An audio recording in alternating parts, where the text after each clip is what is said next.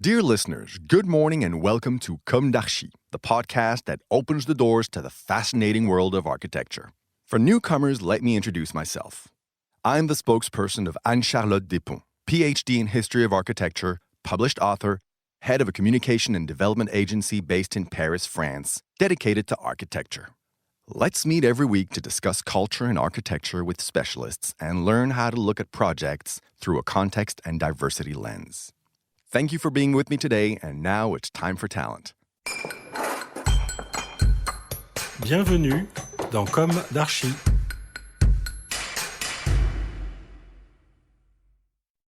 Dear listeners, this is Esther on behalf of Anne-Charlotte. Nice to meet you again today for the English version of the comdarchi podcast.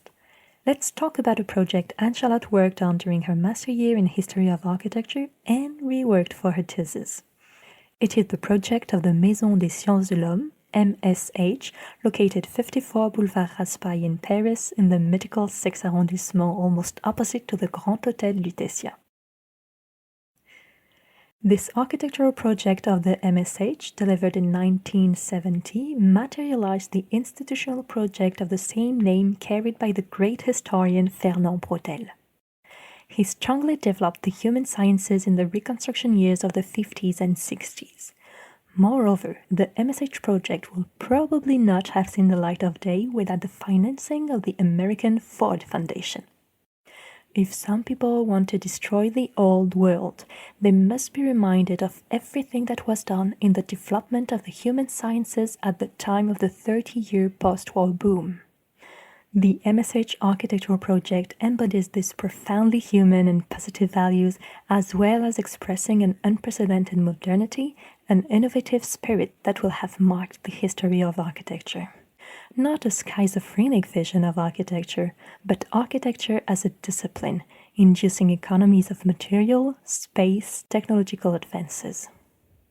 The architectural project of the Maison des Sciences de l'Homme was born in 1958 on the drawing board of the renowned architect of the French civil buildings and national palaces just after the birth of the institutional project.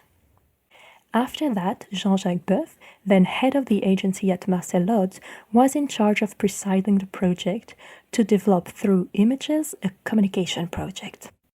But he quickly left the agency, and Paul Depondt, an architect who arrived in 1957, already qualified as an American in Paris and surrounded by a certain prestige, naturally inherited the MSH project. In 1962, a study trip to the United States, made to visit and understand some of the most advanced libraries in the world, and also made to define a cutting-edge program for the MSH, reinforced Paul Depondt's role in the project. The then present institutions appreciated the knowledge and analysis of the young architect at the heart of the American environment with which he was familiar. Indisposed by jet lag and the grounding of a plane during the trip, Marcel Lodz annoyed everyone, which made me the key figure of this mission. My mastery of the language, my knowledge of the country, my ease in the American architectural register, my relational network there made things much easier, told Paul Depondt. The evolution of the Marcel Lodz agency into an architectural collective, with the creation of LDB, Lodz Depondt Beauclerc Architects Civil Partnership in 1963, allowed Paul Depondt to take charge of the project with a certain freedom. Since being now a partner, he became Marcel Lodz's equal in the hierarchy. The MSH project, often interrupted in its progress, really got off to a good start in 1964, giving Paul Depondt just enough time to make his mark as a partner and to assert his practice as a manager. The architectural drawings and plans, retracing in their entirety the genesis of the MSH, testify to this shift of the project from the hands of Marcel Lodz to those of Paul Depondt. Marcel Lodz treated a parcel of land. Paul Depondt invested the block, or even the district. For the latter, a development of the facade of the Boulevard Raspail in the alignment and height of the buildings on the boulevard, preserving the grandiose proportions of the Haussmannian boulevard. Except a street corner treated as a hollow, a sort of contemporary and a typical counterpoint to the treatment of the traditional corner with its very Parisian cutaway edge. The return on the Rue du Cherche-Midi makes it possible to reduce the heights to fit into the proportion of a more picturesque fabric. The filigree expression of the facades where the metallic structure is expressed, the transparent first floor, two strong expressions with a very Depondt style, the idea of the grandmother's shutter taken from a study by the third associate, Henry Beauclerk, giving mobility to the facades and thus metallic, all of which are assets that go into the direction of a large-scale expression and strictly contemporary for the period. The way in which the Maison des Sciences de l'Homme is built, and more precisely what makes up the structure that carries everything, is explained by this somewhat barbaric phrase.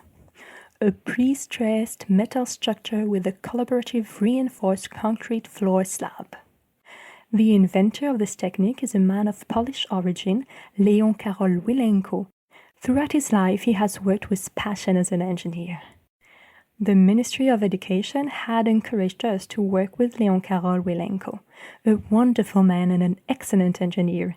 He himself had his own fantasies as a builder, and at that time he was working on the pre-stressing of steel structures. As we were limited in height for reasons of size, we had to pass ducts through the thickness of the floor. There are only about 50 centimeters between the ceiling and the floor above. We adopted his system, said architect Paul Depondt. The long-awaited MSH construction site began in November 1966. The chosen site corresponds essentially to the former prison of the Cherche-Midi, the one where Dreyfus was imprisoned. The site of a small service station along the Boulevard Raspail is annexed to it, allowing the development of a large facade on this long boulevard. After 7 months, in July 1967, an operation to consolidate the party wall with the listed Hôtel de Rochambeau was finally completed. At the end of December 1967, the steel structure of the main building was completed. The events of May 1968 slowed down the building site.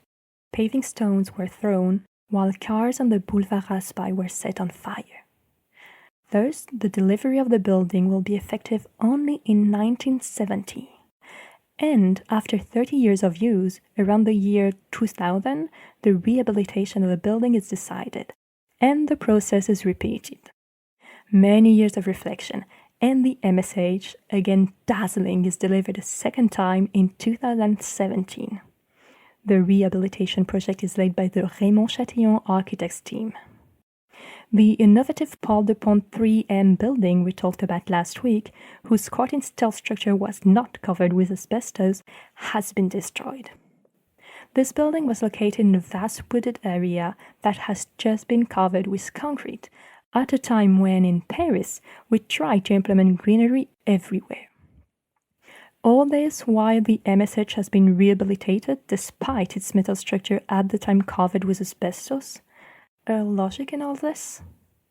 Without doubt, it is better to have the status of a public building, rather than a private status with all that it represents in terms of changed, speculative, and capricious policies. A book co-authored by Anne-Charlotte will be published on the subject of the MSH in a few weeks. Of course, we will keep you informed. Well, thank you for listening, good day to you all, and let's meet again next week for a new episode in English.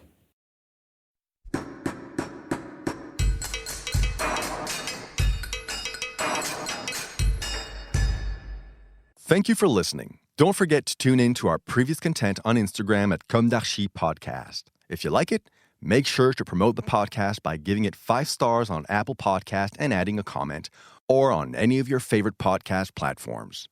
And don't forget to subscribe and listen to all of our episodes for free. See you soon, and until then, take care of yourself.